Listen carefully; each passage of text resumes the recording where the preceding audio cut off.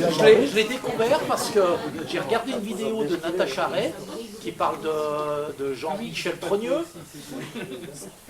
Tu vois qui c'est Jean-Michel Trogneux? Ben, c'est Madame Macron.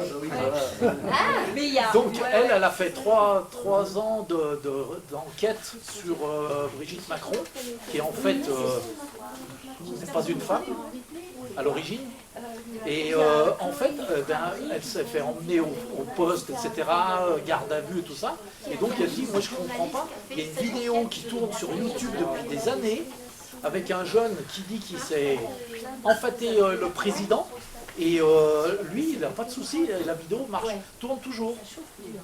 Donc il y avait le lien, j'y suis allé, et effectivement. Et, elle est, il faut l'envoyer de toute urgence. Oui, elle est récupérable sans problème. Oui. Je l'ai envoyé. Attendez, il y a d'autres questions, on va les prendre. Par rapport à Bruxelles, Oui. le pouvoir de Bruxelles sur la France, qui dirige, qui fait quoi? On nous dit toujours, c'est pas nous, c'est l'Europe. Hein, on peut rien faire, c'est l'Europe. Ça c'est un bon truc. Mais le Macron, là, il n'est pas passé président à partir du 1er janvier de l'Europe? Ouais. Alors, ça c'est quelque chose d'important quand même à garder en tête parce que là-dessus il y a une diffusion d'informations mauvaises incroyable. Nous avons des décisions qui ont été prises au niveau européen, notamment au niveau de la justice européenne, et qui ont été mises d'ailleurs dans la Constitution, qui dit que le droit européen est supérieur au droit français. Oui.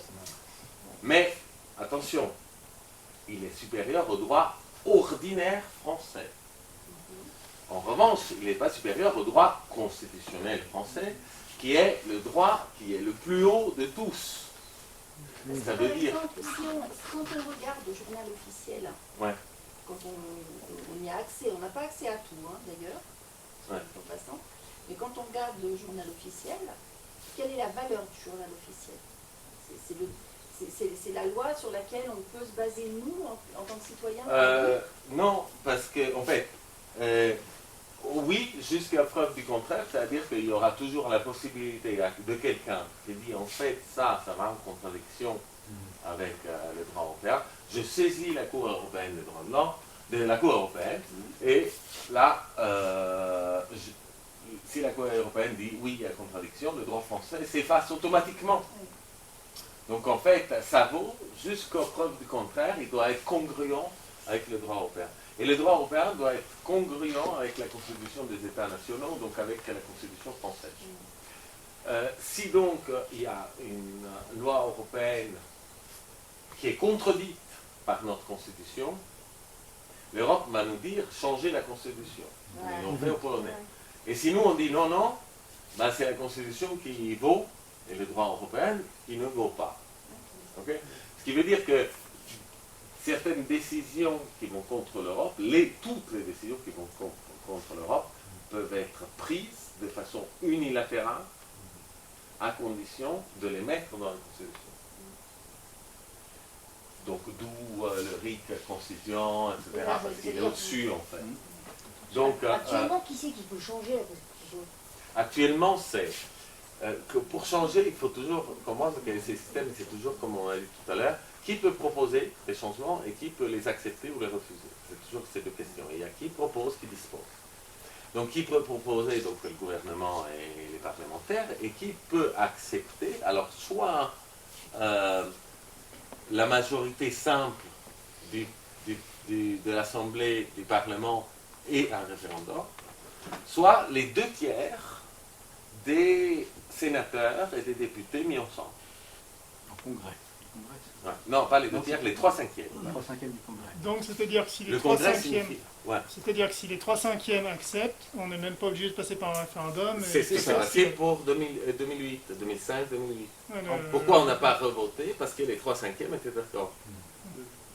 Parce que sinon, on ne peut pas faire autre chose. Hein. Soit les 3/5, soit... Bon. Mais là, il y avait. Donc, qui contrôle notre constitution aujourd'hui? On va dire les 3/5 de nos parlementaires et c'est eux-mêmes qui peuvent proposer les choses. Donc il y a rien qui change. Quoi. Donc c'est eux les souverains. On dit, qui a la souveraineté de la France? Non, c'est pas l'Europe, non, c'est pas les Français, c'est ces gens-là en fait. Et eux disent, c'est pas ma faute, c'est l'Europe, exprès, parce qu'eux ils disent, quand ils prennent des décisions impopulaires, ils disent c'est l'Europe, mais c'est pas vrai, c'est eux en fait. Parce que c'est eux qui peuvent toucher notre constitution. Et le jour où la Constitution européenne sera au-dessus de celle française, moi, ok, je m'incline, je dis d'accord, là, mais c'est pas le cas en fait. Oui, mais est-ce que ça pourrait pas le devenir, ça? Comme ils veulent un Non, gouvernement mondial. bien sûr. S'ils voulons.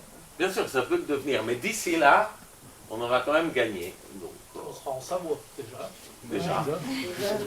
Avec le riz. Exactement. Soyons compatissants. Ça veut dire que pour avoir accès aux lois constitutionnelles, on va sur le journal officiel. Oui, aussi, enfin, aux lois constitutionnelles, nous avons, oui, il y a Légifrance, oui. Voilà, Légifrance, ouais, ok. Et Mais alors là, aujourd'hui, c'est pas tous les jours qu'on change une loi, qu'on met une loi constitutionnelle. non, mais bon, quand on commence à mettre le nez dedans, moi c'est ce que j'ai fait, Ouais. on fait des bonds de 15 mètres sur notre chaise. Ah, ouais. Je Non, mais je vous suis conseille d'accord. d'aller lire, franchement, Ah, mais moi, j'adore ces lectures-là. ça déçoit. Moi, je suis allée rechercher, parce qu'il y avait ce grand poids le vaccin des enfants est obligatoire, le vaccin des enfants est obligatoire. Je suis retombée sur le journal officiel du texte, où c'est marqué, je l'ai fait passer dans le groupe, c'est une proposition vaccinale. Et je suis tombée sur le texte pour tous les soignants, les médecins, les infirmiers, les kinés, tout ça. Et c'est marqué, c'est obligatoire. Donc les enfants, c'est une proposition. Ouais, c'est ça. Il n'y a rien, ça fait un brouhaha pas possible dans les médias, parce que comme les médias font la politique maintenant, c'est comme ça que ça se passe. C'est une proposition. C'est comme les remontées mécaniques. Oui, mais c'est pareil pour les. Dans le journal officiel. C'est pareil pour Dans le journal officiel. Ouais, c'est une proposition. Et ils contrôlent. C'est une proposition. Et Ah oui, donc, de rôle de contrôle à des ce moment-là, les gens doivent avoir le texte avec eux, les parents doivent avoir le texte avec eux, et de dire, oui, si vous savez encore lire, lisez. Et les enfants de moins de 12 ans ou...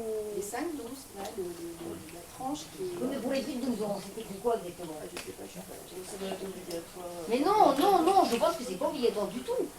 Puisque ils sont pas fous. Obligatoire. Ils C'est une savent. très bonne précision. Ça Non, sera utile à tout le monde. C'est Non, possible de mettre facile, hein, le lien du lien de Légifrance, c'est possible de le mettre sur le site du forum? je l'ai mis, j'ai dû faire passer sur le site. Ouais, il y a c'est dans Je l'ai imprimé, quand j'ai vu ça, j'ai dit, c'est pas possible. S'ils rendent le vaccin obligatoire, C'est pas possible. toute la France, pour tous les Français, C'est marqué. ils sont responsables des effets secondaires. Regardez en Italie ce qui vient de se passer. En Italie, il y a une victime des effets secondaires du vaccin qui a attaqué le gouvernement italien et a porté gain de cause parce que c'était marqué, parce que elle ne faisait pas partie de la catégorie des gens pour qui c'était obligatoire.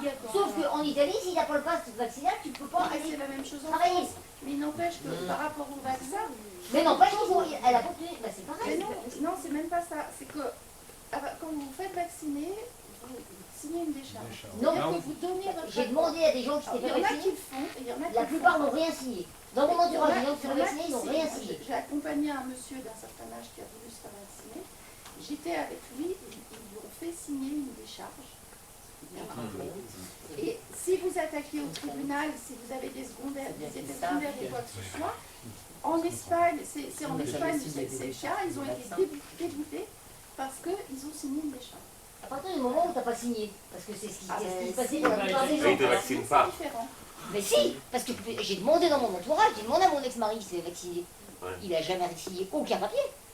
Il est allé se faire vacciner, il n'a rien signé. D'accord. Le consentement éclairé, le truc comme ça, D'accord, rien signé. la plupart n'ont rien signé. Ils savent même pas ce que c'est que le consentement éclairé. La plupart des Français qui se sont fait vacciner, en tout cas au début de la vaccination, ne savaient même pas qu'on était encore en phase expérimentale. Pour eux, c'était un vaccin qui était sûr, on pouvait le vacciner. Voilà. En Italie, les plus de 50 ans sont obligés d'être vaccinés. Les plus de 50 ans. Plus de 50 ans. Oui, c'est vrai. Mais si cette personne avait moins de 50 ans, elle est pas obligée. Oui, mais Ça veut dire c'est la politique des petits pas. Un Oui, coup, bien on sûr. dit les plus de 50 ans, après on va dire entre 35 voilà, et bien sûr, bien sûr. 50, petit à petit. Regardez, Macron passait le jeudi pour dire quelque chose, c'était pas encore passé au Parlement ou ailleurs, et c'était déjà appliqué le port du masque dans les villes, alors qu'il n'y avait rien d'écrit. Les médias font la politique. C'est ça. Voilà. Ça passe à BFM, ça y est, C'est la loi. C'est le journal officiel de FM.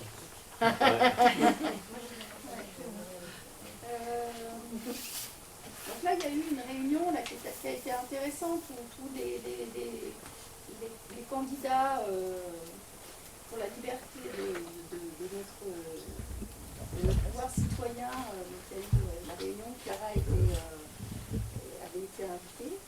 Malheureusement, il y a eu un peu un clash, elle est partie assez précipitamment. Malheureusement, je pense. C'était peut-être pas une bonne idée de partir. Ça, c'est... C'est mon point de Quelqu'un vue. l'a vu? Non. Moi. Oui.